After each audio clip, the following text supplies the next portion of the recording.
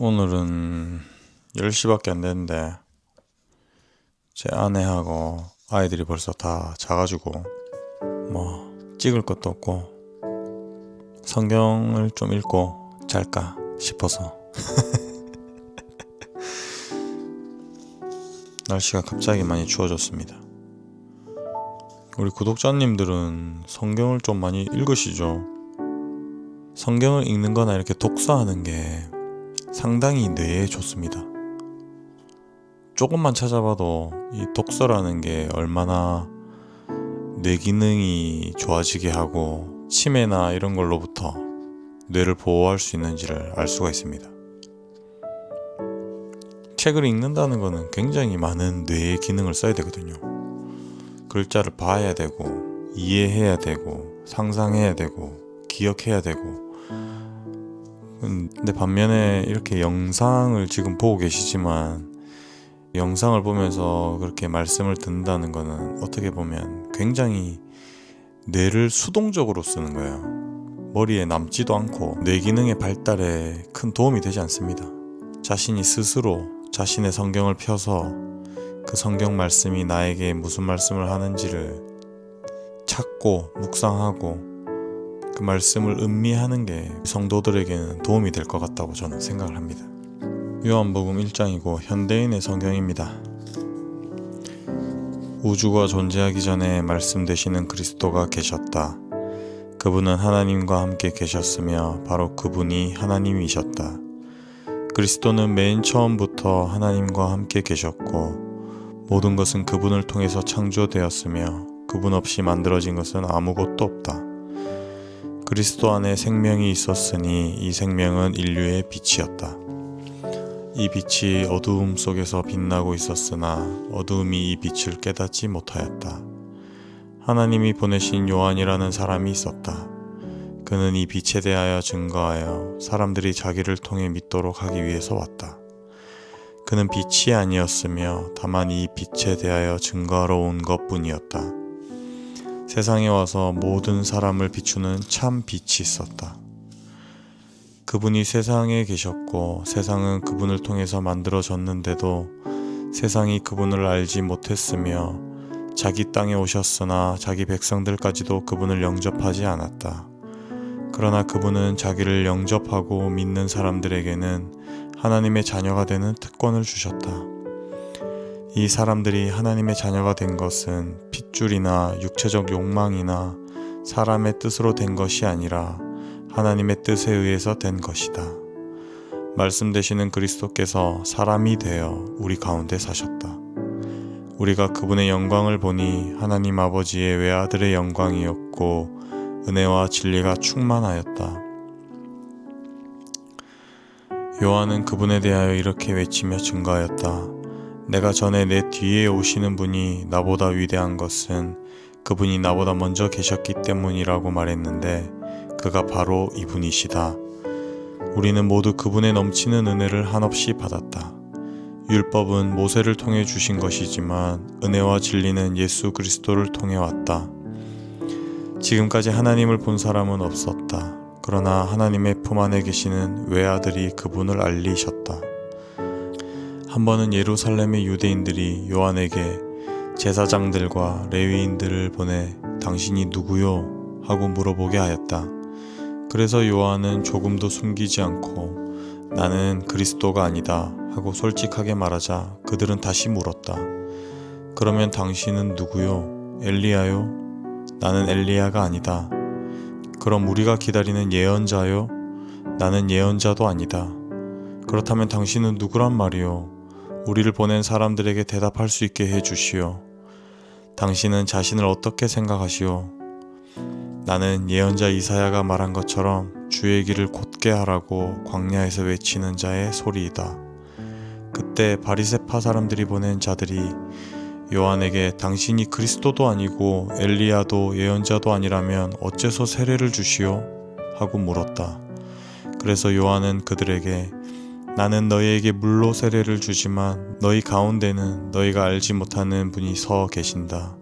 그분은 내 뒤에 오시는 분이시다. 나는 그분의 신발끈을 풀어드릴 자격도 없다 하고 대답하였다.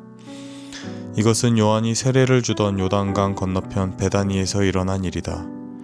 이튿날 요한은 예수님이 자기에게 나아오시는 것을 보고 이렇게 말하였다.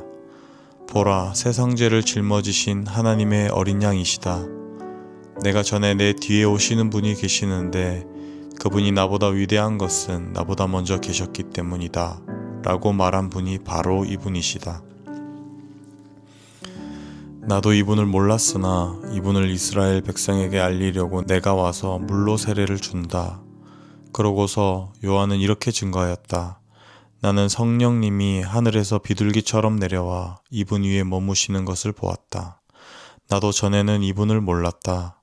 그러나 물로 세례를 주라고 나를 보내신 분이 나에게 성령이 내려와서 어떤 사람 위에 머무는 것을 보거든 그가 곧 성령으로 세례를 주실 분인 줄 알아라 하고 일러주셨다. 그래서 내가 그것을 보고 이분이 하나님의 아들이라고 증거하는 것이다. 이튿날 요한이 그의 두 제자와 함께 서 있다가 예수님이 지나가시는 것을 보고 보라, 하나님의 어린 양이시다 하였다. 요한의 말을 듣고 두 제자가 예수님을 따라갔다. 예수님이 돌아서서 그들이 따라오는 것을 보시고 무엇을 원하느냐 하고 물으시자 그들이 선생님 어디에 머물고 계십니까? 하고 되물었다. 그때 예수님은 따라오너라 그러면 알게 될 것이다 하고 대답하셨다. 그래서 그들은 가서 예수님이 계시는 곳을 보고 그날 예수님과 함께 머물러 있었는데 때는 오후 4시쯤이었다. 요한의 말을 듣고 예수님을 따라간 두 사람 중에 하나는 시몬 베드로의 동생 안드레였다. 그는 먼저 자기 형 시몬을 찾아가 형, 우리가 메시아, 번역하면 그리스도를 만났어 하고 말한 후에 그를 데리고 예수님께 갔다. 예수님은 시몬을 보시고 너는 요한의 아들 시몬이다. 그러나 앞으로는 게바, 번역하면 베드로라고 부르겠다 하고 말씀하셨다. 이튿날 예수님은 갈릴리로 가시려다가 빌립을 보시고 나를 따라오너라 하고 말씀하셨다. 빌립은 안드레와 베드로와 같은 동네인 벳세다 사람이었다. 빌립이 나다나엘을 찾아가서 모세의 율법책과 예언자들의 예언서에 기록된 분을 우리가 만났는데 그분은 나사렛 사람 요셉의 아들인 예수님이셨어 하고 말하자 나다나엘이 빌립에게 나사렛에서 무슨 훌륭한 인물이 나올 수 있겠느냐 하였다. 그래서 빌립은 와서 보아라 하고 대답하였다.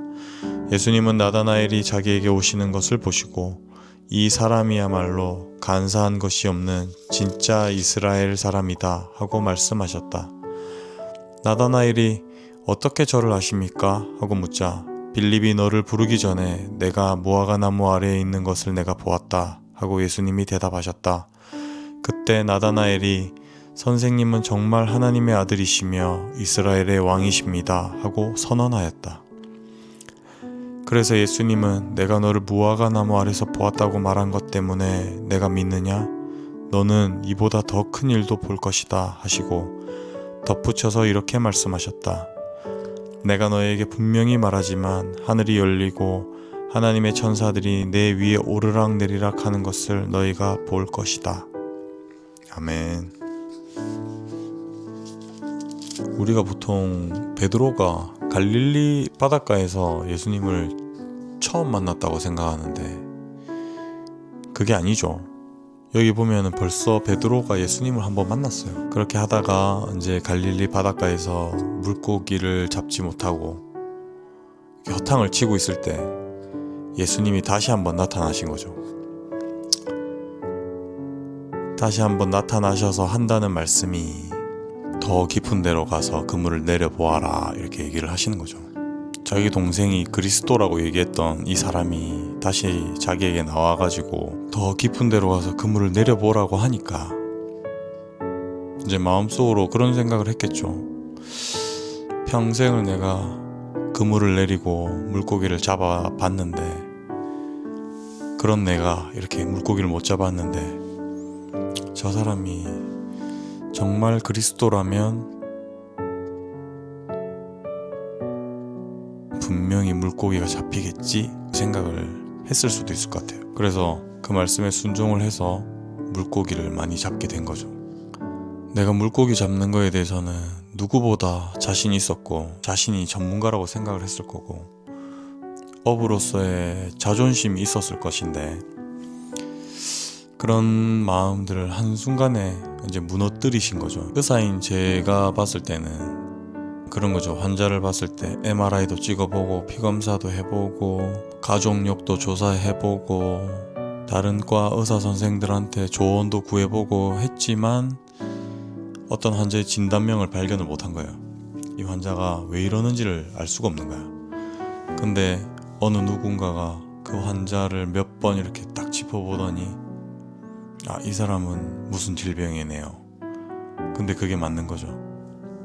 그랬을 때 나의 자존심과 나의 교만과 나를 둘러싼 그 모든 단단한 벽들이 무너져 내리는 느낌을 아마 받지 않았을까. 그런 나의 무너짐을 통해서 하나님을 만날 수 있는 그런 길을 열어주시는 거죠. 베드로도 마찬가지로 자기의 생각과 자신의 고집과 자신의 교만과 베드로가 가장 잘하는 거라고 생각했던 것을 무너뜨림으로써 하나님을 바라볼 수 있는 그런 기회를 주신 거 아닌가 하는 그런 생각이 들었습니다. 하나님을 만나려면 그런 일들이 꼭 한 번은 있는 것 같아요. 내가 아무런 존재가 아니구나.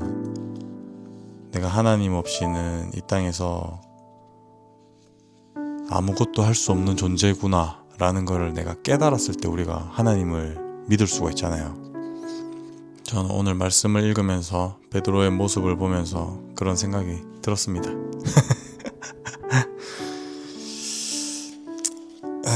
성경 읽는 게 굉장히 중요합니다. 우리 그리스도인들한테는. 제가 유튜브 영상을 찍으면서 성경을 잘 못 읽어요.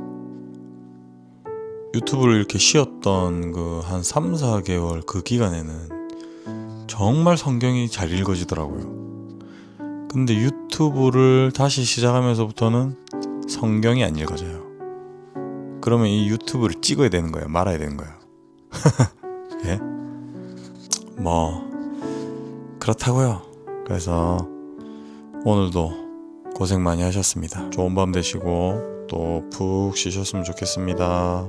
다음에 뵙겠습니다. 바이바이.